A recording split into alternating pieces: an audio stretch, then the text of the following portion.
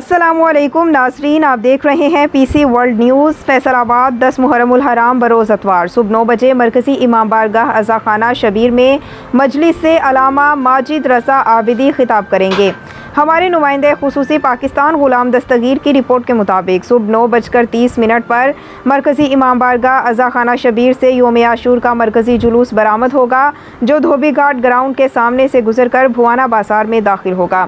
دوپہر 1:30 پر گول بھوانا بازار میں مولانا قاسم علی نجفی نماز ظہرین کی امامت کریں گے۔ دوپہر 3 بجے چوک گھنٹہ گھر میں مجلس سے علامہ ڈاکٹر ماجد عابدی خطاب کریں گے اور اس کے بعد یہیں پر ماتم اور زنجیر زنی ہوگی۔